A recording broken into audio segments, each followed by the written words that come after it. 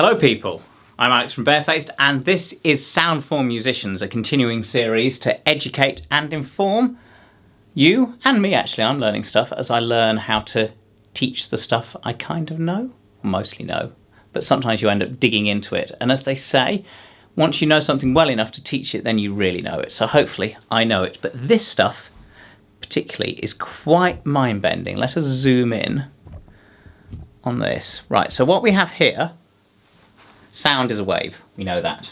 It's a longitudinal wave, so this is a longitudinal wave, so we've got it expanded, it's compressing, and then it's expanding again.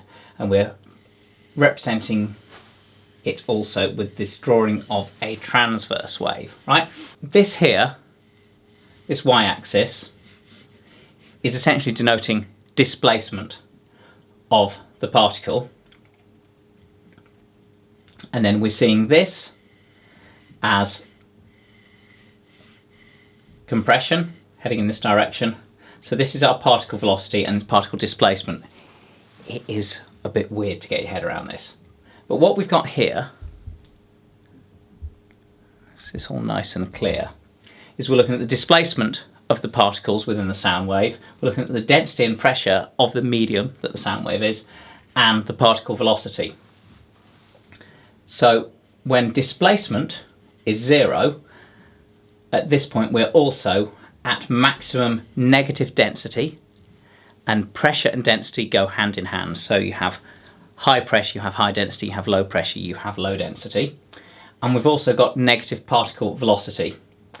Then the particle is displacing this way. So the particle velocity is moving from a max negative velocity, so negative happens to be going upwards, to a point of stillness here. At this point we're at maximum displacement, we're at minimum we're at 0, kind of the neutral point of density and pressure, so kind of the halfway house, yeah?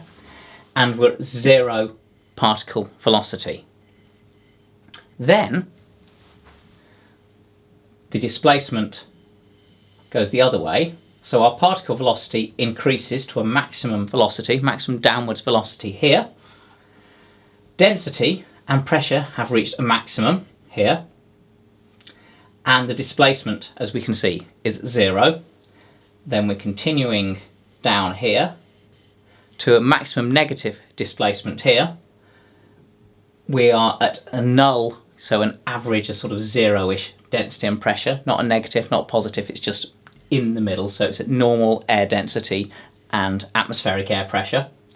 And the particle velocity has reached a 0, and then go the other way, back to displacement is 0, maximum negative density and negative pressure. I say negative density, obviously it can't be a negative density, it can only be a minimum, but it's a maximum negative pressure versus the mean, maximum minimum density essentially versus the mean, and then maximum negative particle velocity. So it's a bit weird, a bit confusing, but essentially we have the elements, the molecules that make up our medium, that is air that we're listening to sound in, and it's to do with how they're displacing and how the density and pressure are changing and how the particle velocity is changing. An important thing to remember with a sound wave is that the wave moves, but the medium the wave is in is not moving. This is very easy to see if you consider the way sound travels through solids, because we know sound travels through solids. You hear if someone knocks on a door, you knock on a door and the sound travels through the door, out the other side, and then back into, and it comes out of the door into the air and travels through the air.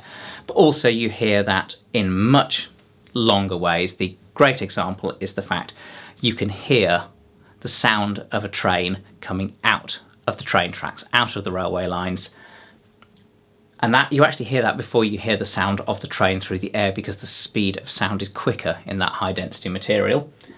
So the sound is travelling through that railway line, and the railway line itself is not moving. You can see that it is a big bit of steel. It is not moving.